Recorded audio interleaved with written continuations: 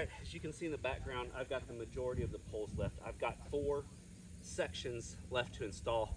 I did have to move these poles out of this area here because as you start putting the poles in, it starts to get a little tight right here to try to pick this up by yourself to get these mounted. So I did move them over to an off-camera section over here. So just I'm gonna grab those and I'm gonna show you guys exactly how you can get these in by yourself. Now, in all reality, 2 people would be great to have here because you could have one on each side and you both could jimmy it in. But to be honest, you really can do this with one person. I mean, just remember, guys, we are on day 3 here.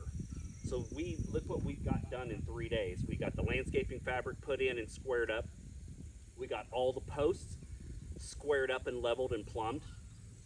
We got all of the posts, the cross sections, we've got all of those bent and installed. So really, within 5 to 6, 7 days, you really can do this by yourself if you have to.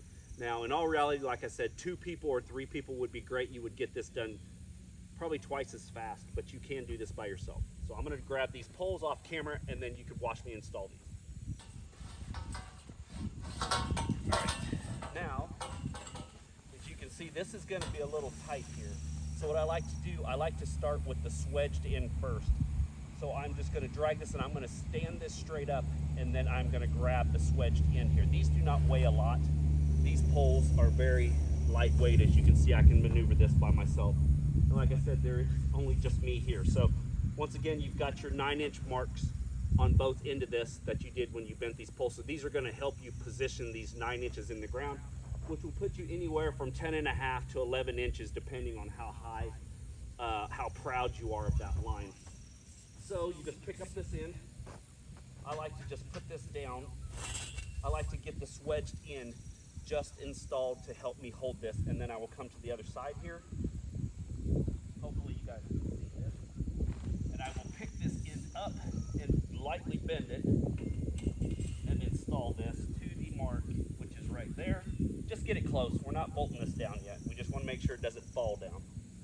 Grab this other end, give it a little pull, boom, there you go. All you've got to do is get these within close to these marks, and then you will go back later on and you will level out all these marks to the top of your poles, so that way you get your poles situated up and down.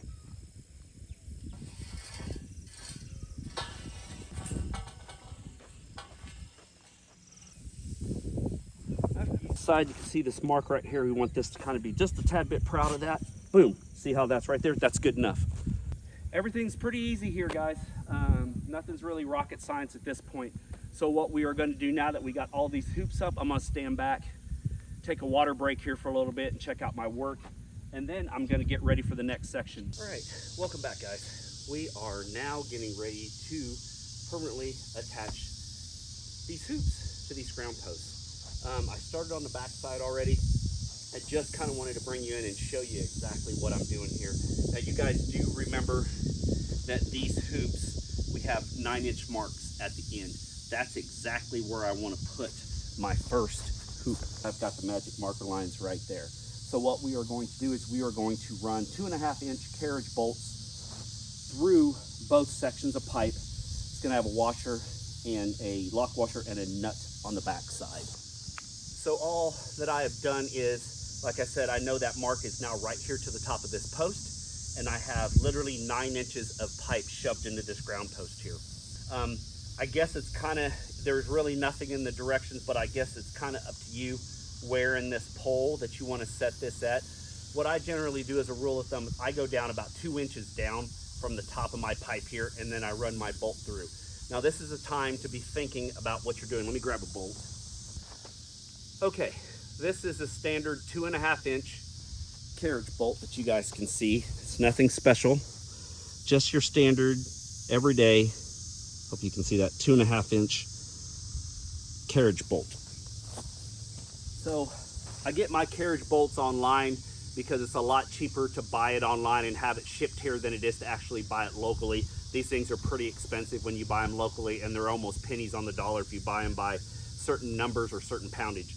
Now, when you run your carriage bolts here, you have to remember one thing. Okay, this is your outside hoop. This is the very first hoop when you walk into the doorway. This is the hoop that you're going to be looking at every time you walk in the door. and you can progressively see all the other hoops going all the way down. Now, remember, you've got plastic on everything, so just think about the direction that you want to lay this. Now, if I was to take this carriage bolt right here and stick it facing the nut, facing the front of the high tunnel, would that make a difference? No, predominantly it would not make a difference if I went this way with the head of the carriage bolt facing south or the head of the carriage bolt facing north. This post doesn't really care as long as I do not face it west, so the carriage bolt sticks this way of the ground post, because you've got to remember you're going to have plastic and insect netting possibly and anything else right here. You can't have this in its way. So this is why we use carriage bolts and not hex head bolts. These carriage bolts have a smooth side on them, so when you run anything, when you have to run a hip board, a baseboard, or anything through, the plastic can just rub right on the outside and it does not poke a hole through this. Now remember, the first pole and the very last one, no matter if there's 20 feet between both poles or 120 feet between both poles, they have to be situated complete opposite of each other. Now what I mean is, once again, this is the front face here, so you're gonna have a wall right here. You can't have your carriage bolt sticking out like this if you're going to build a wall here. So this carriage bolt on this specific pole needs to face in, and the very last hoop, that carriage bolt needs to face in, because that's the back wall. Does that make sense to you guys? So I'll say that again. This carriage bolt on the very first hoop has to face inward, which I mean is the nut and the washers have to face inward to each other. And the very last hoop, that carriage bolt has to face inward. They have to face each other like this, because when you build that wall on this side, either plastic, of wood, or whatever you want to make your in walls out of, you've got to have that carriage bolt flush headed right there, so that way you can build that wall. If not, you're going to have a nut and everything sticking through, and then you're going to have to turn around and redo this. Now, what I like to do, you guys do know I'm all about the aesthetics here. I want everything to be pleasing to the eye. I want people to come to the farm and see the work that is put in here. I put a lot of hard work in here, and I want it to show that I put in a lot of hard work. So what I like to do is I like to face every carriage bolt, every tech screw the same direction. So when you walk in and you lift from one side to the other side of the high tunnel, everything is aligned all the way down. So I started with this one first, since this is the one that has got to be flush on this side. I ran every carriage bolt at the same 2 inches from the piece of pipe. That's what I've got this string line for. And I've got every nut and bolt facing that the same direction, other than the very last one that I've got turned facing in. So the 2 end walls face each other, the rest of them all face the same direction. And what I've done is I put a string line here. This string line set at exactly 2 inches down here, and I will put a mark right there. And then I will come down to each one of these pipes, and I will put a mark right there above each one of these string lines.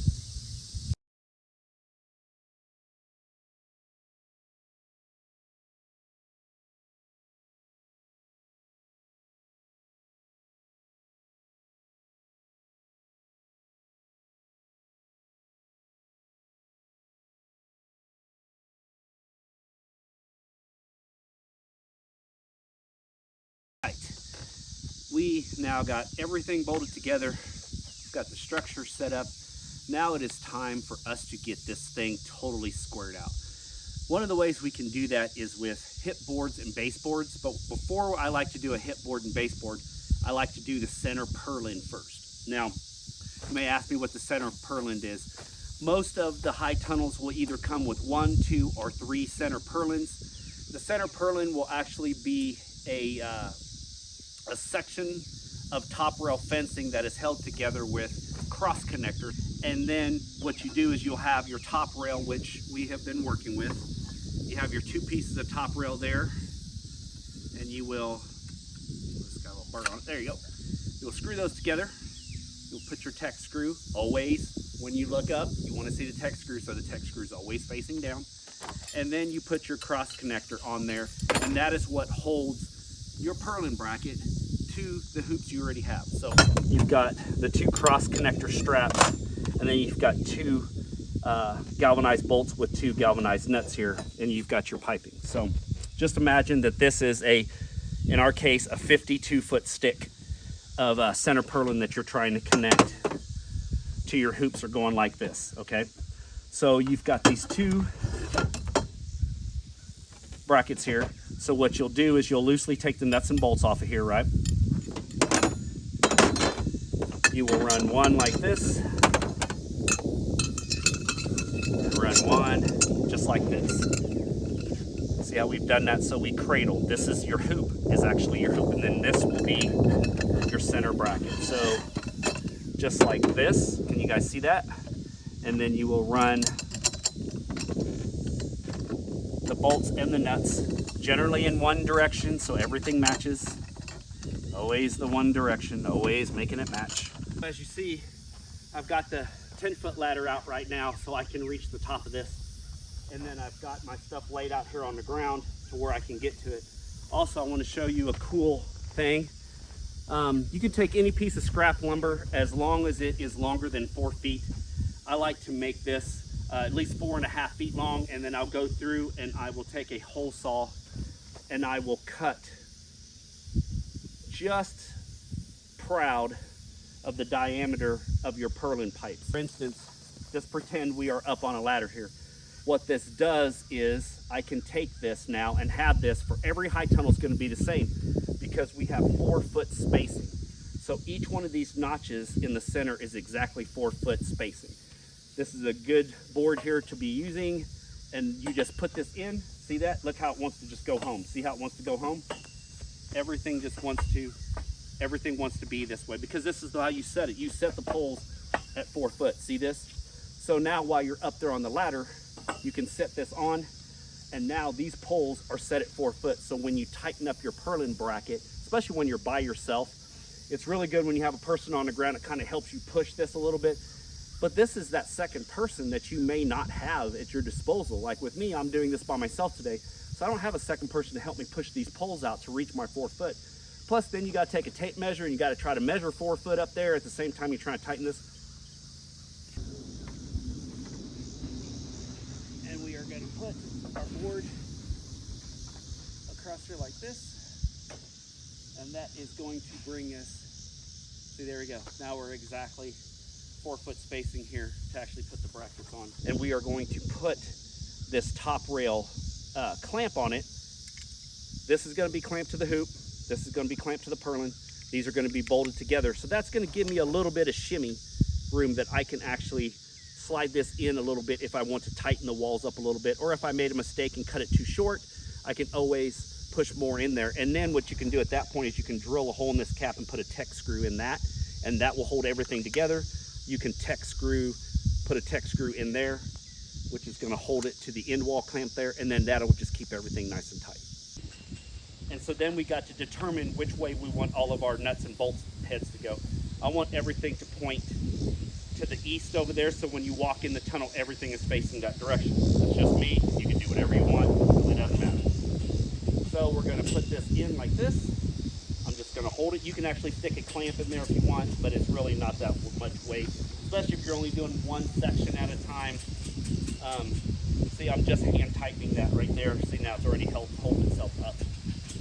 And then we will go back. Once all this is straight, we will come back, and that's when you want to do the final cranking of everything and setting everything where you want it to be. Right now, we just want stuff to be loosey-goosey. See, I want to be able to slide this back and forth so I can manipulate this as I work myself down.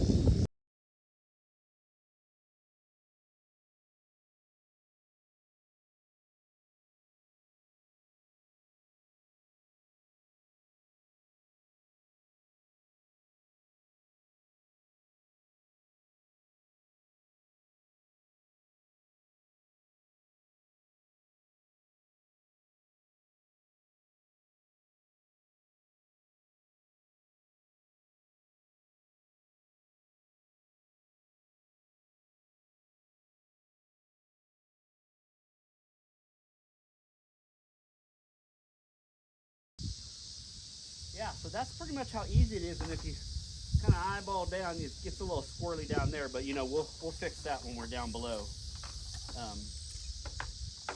But yeah, that's pretty much how this goes. It goes pretty easy. The good thing is I only had a 50-footer or 52-foot tunnel to build this time. Usually I'm doing 100-footers. And and this kind of wears on you after a while. Especially if you don't have nobody to talk to. I guess I got you guys to talk to. So that's one thing. I guess I'm grateful to have you guys to talk to. So yeah, so now that's in there. I think the hardest part for me of this whole purlin install is trying to figure out, I mean, I can figure out dead center, but trying to make it look good with my eye. I always want to just fine tune, and I'll spend an extra 10-15 minutes here just kind of tapping it an inch this way, a half inch that way. And you really don't need to be that precise, but you can see that we were probably about an inch short, half inch short, probably about half an inch short. So we're just gonna add a piece of extension to this, like I said. So what I'll do is I'll just add it to it, and then we'll take this, and I'll just roughly take a marker, and all I'm gonna do here is I'm gonna see how far this pipe's gonna go up in here. You know, I've got plenty of slack here. I mean, this end is probably about 4 inches here, 3 inches. So see, I can manipulate this however far I want, because we're gonna put tech screw in here. So it really doesn't matter if I do it flush up against here, if I do it at least halfway, as long as I've got a little bit of meat that I can get to. So I'm just gonna put it there, and I'm gonna go down and cut it, and then I'm gonna come right back up. Now that I've got this little piece cut here, slide this on. I'll slide this in, just like so. We're gonna move this out a little bit. Where we gotta be here? So, I know that's where my 4 foot is, just like that. So, guys, I got my drill, and I'm gonna go ahead and start. All I'm gonna do here is just put one in here. I just don't want it to fall. Just like we did the other side. We're not using it to go this way.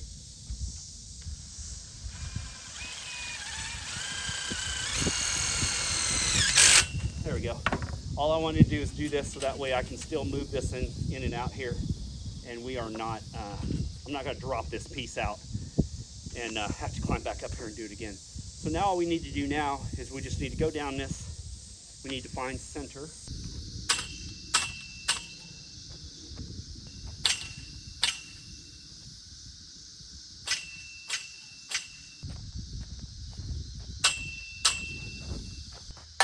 Like that, maybe?